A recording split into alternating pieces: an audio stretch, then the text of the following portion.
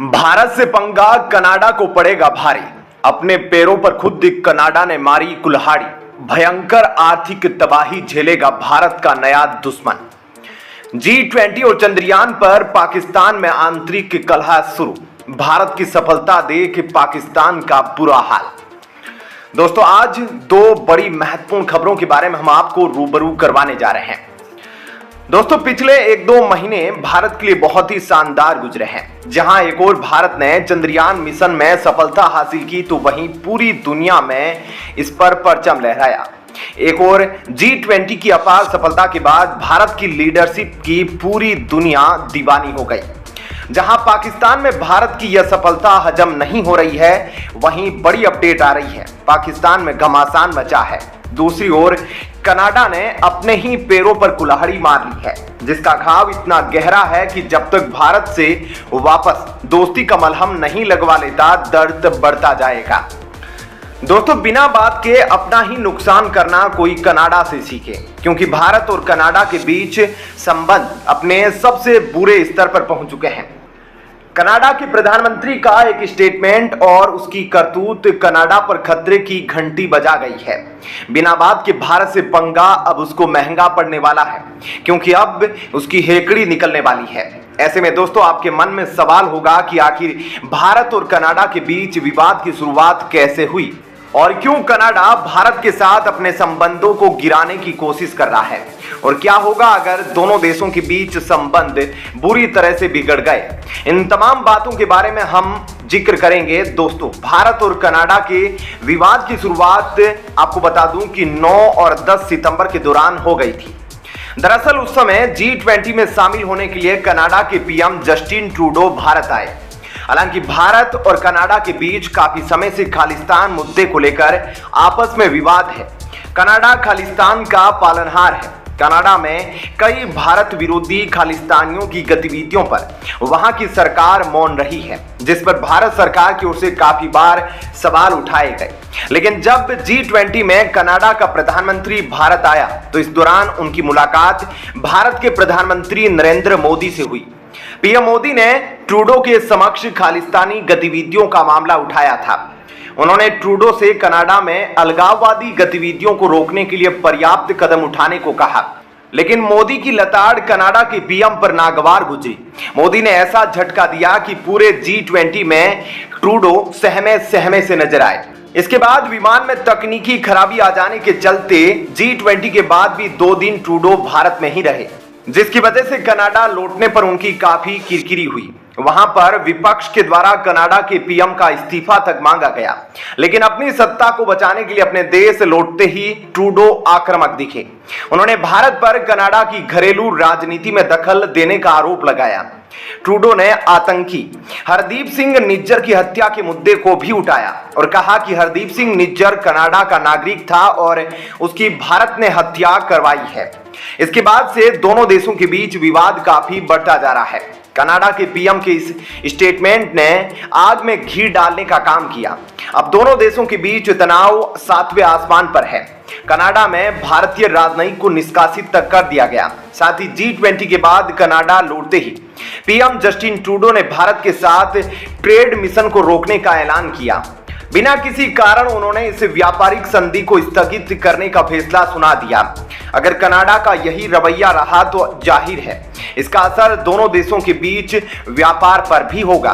अगर कनाडा के रवैये के कारण भारत के साथ उसका ट्रेड प्रभावित हुआ, तो कनाडा की इकोनॉमी पर असर पड़ना तय है।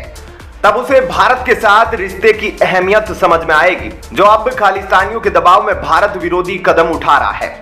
दोस्तों, आपके मन में सवाल यह भी है कि आखिर भारत और कनाडा के बीच व्यापारिक संबंध किस स्तर के हैं। तो आपको बता दूं, भारत और कनाडा के बीच अब तक के व्यापारिक संबंध अच्छे रहे हैं। भारत कनाडा का 10वां ट्रेडिंग पार्टनर रहा है। दोनों देशों के बीच आयात निर्यात लगभग बराबर है। वित्त वर्ष 2023 में भारत ने कनाडा को 4.11 अरब डॉलर यानी कि करीब 34,000 करोड़ रुपए का सामान निर्यात किया। वहीं भारत का कनाडा से इंपोर्ट 4.17 अरब डॉलर यानी 35,000 करोड़ से कुछ कम रहा। दोनों देशों के बीच वित्त वर्ष 2021-22 के दौरान 7 अरब डॉलर का व्यापार हुआ था। वहीं वित्त वर्ष 2022-23 में 8.16 अरब डॉलर का व्यापार हुआ। हालांकि ट्रेड को लेकर कनाडा की निर्भरता भारत पर अधिक है। अगर कनाडा भारत की व्यापारिक लिस्ट से हटता है तो भारत के पास ऐसे देशों की कतार है जो भारत में व्यापार करना चाहते हैं। ऐसे में बात करते हैं आखिर भारत के द्वारा कनाडा को किन वस्तुओं का निर्यात किया जाता है।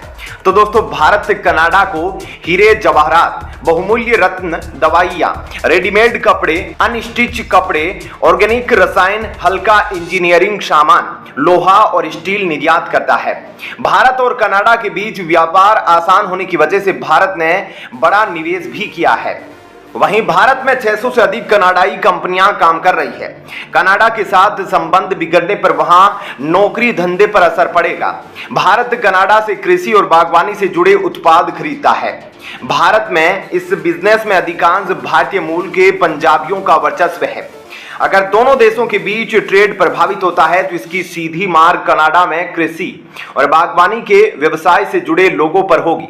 साल 2017 में ऐसा देखा जा चुका है, जब आपको बता दूं कि भारत ने कनाडा से पीली मटर के आयात पर टैरिफ बढ़ाकर 50% कर दिया था।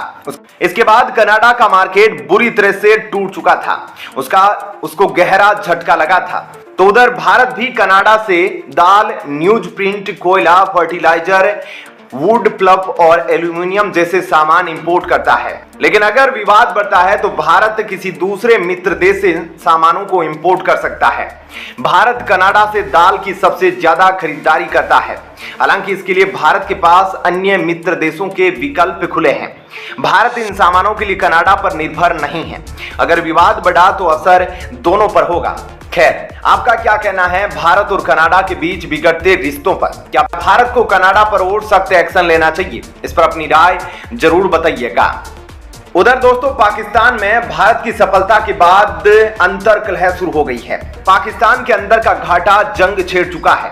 यही वजह है पाकिस्तान के पूर्व प्रधानमंत्री नवाज शरीफ की ओर से एक बड़ा स्टेटमेंट सामने आ गया है। दरअसल उन्होंने कहा, भारत आज चांद पर पहुंच चुका है, G20 समिट होस्ट कर रहा है।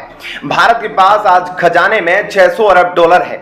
वहीं पाकिस्तान 1-1 अरब डॉलर चीन और अरब देशों सहित दुनिया भर से मांग रहा है। ऐसे में हमारी उनके सामने क्या इज्जत रह गई है? हम कंगाल होने की कगार पर है। नवाज शरीफ ने कहा, जिन लोगों ने पाकिस्तान का यह हाल किया है वो देश के सबसे बड़े मुजरिम हैं। नवाज शरीफ ने देश की इस हालत के लिए retired army chief general Qamar Javed Bajwa, पूर्व ISI चीफ फैज हमीद, इमरान खान, पूर्व चीफ जस्टिस मियां साकिब निसार को जिम्मेदार ठहराया है। उन्होंने कहा, मेरी हुकूमत में देश तरक्की कर रहा था, इसके बावजूद मुझे कोर्ट में 27 साल की सजा सुनाई गई। सालों तक मुझे देश से बाहर रहना पड़ा। इन सब के पीछे जनरल बाजवा और जनरल फैज का हाथ था। नवाज शरीफ ने आंसू झलकाते हुए कहा, 1990 में भारत ने हमें देखकर इकोनॉमिक रिफॉर्म ऑर्डर लागू किया। आज देखिए उनका मुल्क कहां पहुंच चुका है। जब वाजपेयी जी भारत के प्रधानमंत्री बने थे तब उनके पास में 1 अरब डॉलर भी नहीं था और आज उनके पास 600 अरब डॉलर है। ऐसे में क्या कहना है आपका इन दोनों खबरों पर? कमेंट सेक्शन में जरूर बताएं। धन्यवाद। जय हिंद।